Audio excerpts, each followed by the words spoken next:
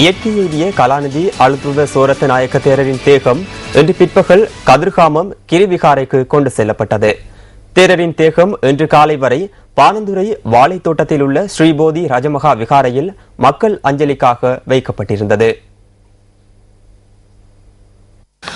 இன்று காலை நடைபெற்ற மத அனுஷ்டானங்களை தொடர்ந்து ஹம்மாந்தோட்டை அங்குனுகுல பெலஸ் அலுத்விவ ராஜமகா விகாரைக்கும் அங்கிருந்து திஸ்ஸ மகாராம விகாரைக்கும் தேரரின் தேகம் கொண்டு செல்லப்பட்டது. இதேவேளை வரலாற்று சிறப்புமிக்க கதிர்காமம் கந்தன் ஆலயம் இன்று முதல் 4 நாட்களுக்கு மூடப்பட்டுள்ளது.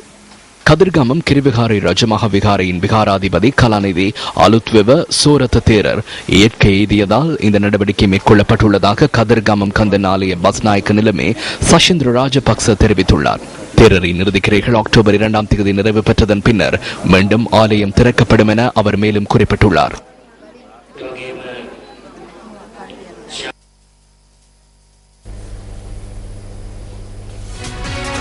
காலஞ்சென்ற முன்னாள் வடமத்திய மாகாண முதலமைச்சர் பேர்டி பிரேமலால் திசாநாயக்கவின் பூதவுடல் அனுராதபுரத்தில் உள்ள அன்னாரது இல்லத்திற்கு இன்று கொண்டு செல்லப்பட்டுள்ளது.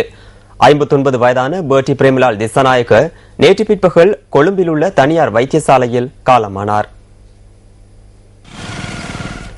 கடப்பனா பிரதேசத்தில் அமைந்துள்ள அன்னாரது இல்லத்திற்கு பேர்டி பிரேமலால் திசாநாயக்கவின் பூதவுடல் கொண்டு செல்லப்பட்டது.